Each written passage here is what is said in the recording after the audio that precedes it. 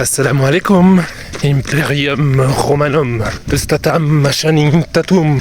Bienvenue dans ma classroom. C'est dès lors où je prends conscience qu'à travers ce monde, tout est régi d'une main de maître. Sans exception, l'architecture romaine ainsi que gothique faisait aussi bien avant la venue du maître.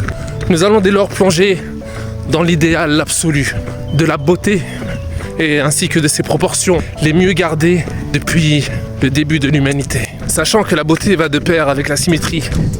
Ce monde que vous voyez est régi par des lois de symétrie. Et ça, nous allons le découvrir à travers cette vidéo qui a pour thème le nombre d'or, les proportions divines. Si cette nature est si harmonieusement agencée, une œuvre humaine n'étant que la pâle copie de ce que la nature puisse nous offrir rien qu'en la contemplant. Et c'est pour ces mêmes raisons que les bâtisseurs, architectes, peintres, designers, publicitaires ne puissent obtenir de résultats sans la présence du nombre d'or. Puis car ce même nombre d'or dont nous allons parler est au centre des réalisations les plus complexes.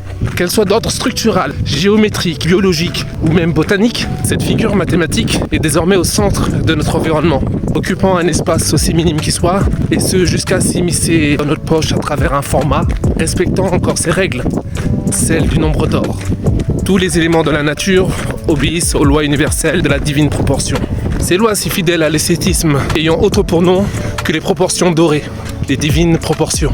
Et oui, après cette vidéo, vous allez regarder et comprendre votre environnement avec un œil nouveau.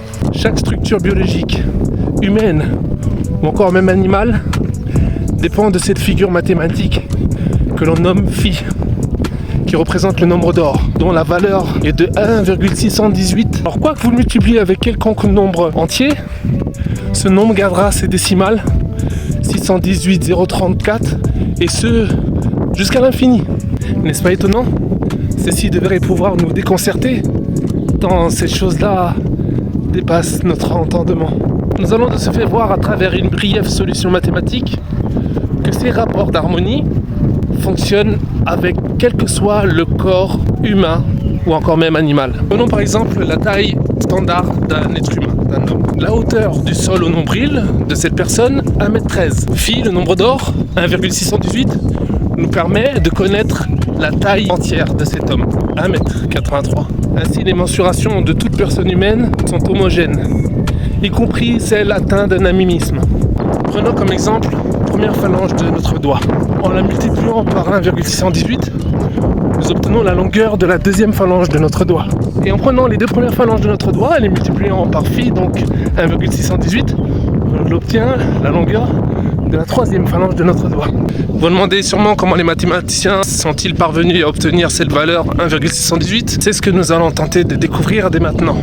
Au XIIIe siècle, un grand mathématicien du nom de Léonard de Pise, dont le vrai nom est Léonard Fibonacci, habitait Pise, la même où se construisait la tour de Pise, cette fameuse tour penchée.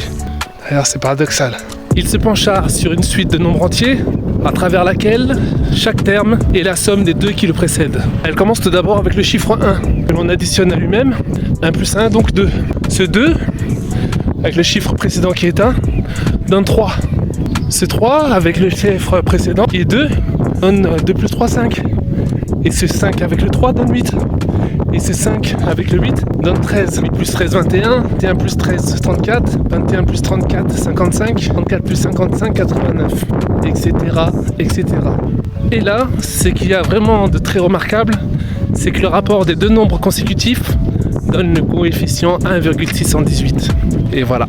C'est ainsi que nous en sommes arrivés à découvrir ce nombre qui est de 1,618. En suivant ces décimales, plus on tend vers l'infini et plus l'écart a tendance à disparaître. Quoi que l'on multiplie par 1,618, nous obtenons ce quelque chose de 1,618. 1,618 fois 2 égale 2,618. Normalement les décimales se multiplient elles aussi, mais là non. Les décimales ne bougent pas d'un iota. Et des brouettes, les mêmes brouettes, et ceci à l'infini. On ne peut pas parler du nombre d'or sans même évoquer le rectangle d'or, car ceci serait indécent. Tout rectangle d'or peut se décomposer en un carré, et ce en un autre rectangle d'or qui lui aussi peut se décomposer en un carré. Et on peut renouveler cette construction autant de fois que cela est possible. Un rectangle d'or peut être décomposé en une infinité de carrés. Tous différents de par leurs proportions, il est possible d'y inscrire une spirale que l'on nommera la spirale d'or.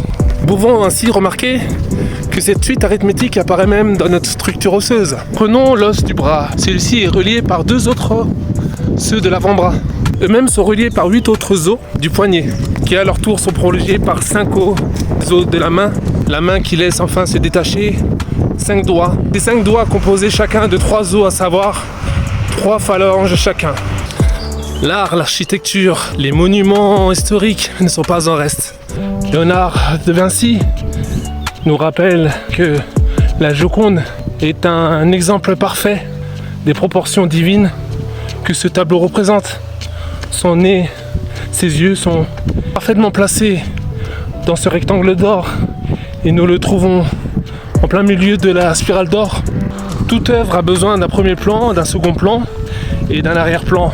Tout le monde a un rectangle d'or l'accompagnant au plus près de lui à travers sa poche, et ceci selon un format respectant parfaitement les règles des proportions divines.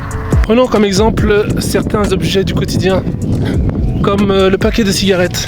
Celui-ci faisant 88 mm par 56 mm respecte la règle d'or, car en divisant 88 par 56, vous obtenez 1,618. Votre carte bleue, votre carte vitale, ou tout type de carte, fidélité ou autre, les lois universelles des cartes de poche, cartes entrant dans votre portefeuille, sont de ce que l'on appelle CR80, des dimensions standards de 85,6 mm par 54. Et là encore, pour ne pas changer, le ratio est de 1,618. Votre coussin, votre cadre, votre tableau, eux aussi respectent ces normes de proportion, et ce afin de rendre ces lignes et ces courbes les plus harmonieuses possibles. Les dimensions de surface de terrain de sport, telles que les cours de tennis ou prenons le cas du terrain de football, ces dimensions étant de 106 mètres sur 66. Là encore, nous respectons le ratio de 1,618. Le bagage cabine, idéal pour intégrer son compartiment, lui étant dédié, 55 cm sur 35. Là encore, le ratio est respecté. Il en est de même pour tout autre format de type poche, tel que les paquets de chewing-gum, votre paquet de Ricola, bonbons à base de résine. Comprenez par là que la nature nous approuve à outrance de ces chiffres, de ces nombres consécutifs, qui ont pour seul ratio commun 1,618. Ratio phi suivant une suite de Fibonacci. Ceci n'en fait pas partie. Je relève que ceci n'en fait pas partie. Après avoir plongé un regard au plus profond de nos poches, penchons-nous maintenant au plus près de la nature, et ce en commençant par la botanique. Observons par exemple les pétales d'une fleur. La majeure partie d'entre elles ont un nombre se trouvant dans la suite de Fibonacci. En regardant attentivement un chou-fleur, un tournesol ou encore une pomme de pin, on peut distinguer, et ce en partant de la pointe haute, celui-ci forme 2 séries de spirales. L'une orientée dans le sens des aiguilles d'une montre et l'autre orientée dans le sens inverse, l'anti-horaire. La pomme de pin compte 8 spirales dans le sens des aiguilles d'une montre et 13 dans l'orientation inverse, l'anti-horaire. Rappelez-vous que 8 et 5 sont des nombres consécutifs de la suite de Fibonacci.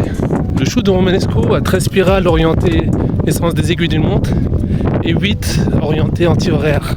Quant à la marguerite, elle a 21 spirales orientées les sens des aiguilles d'une montre pour 34 orientées anti-horaire. Le tournesol ayant 21 spirales orientées les sens des aiguilles d'une montre pour 34 orientées sens anti-horaire. Calculant la disposition des feuilles de plante, nous pouvons également retrouver l'angle d'or. Les feuilles des plantes, de même que leurs bourgeons, poussent en fonction de ce que les cellules perçoivent de leur environnement. Ces courbes végétales s'épanouissent car ces protéines inhibent la croissance de la plante. C'est ainsi qu'en jaillissent des formes fractales, faites de courbes ainsi que de lignes parallèles, de même que de spirales. La valeur de l'angle d'or est de 137,5 degrés. C'est lui qui permettra à la feuille suivante de pousser à l'opposé sous un angle respectif de la précédente, et ainsi ni elle lui fera de l'ombre, ni ne lui fera de l'ombre celle qui lui succédera. Une feuille pousse en hélice autour de la tige en faisant à chaque fois cet angle, qui est l'angle d'or, que l'on calcule à travers phi à nouveau. Car lorsque l'on fait 360 divisé par 1,618, donc la valeur de phi, nous obtenons 137,5 degrés. Que diable m'en direz-vous davantage que je ne puis mentionner ?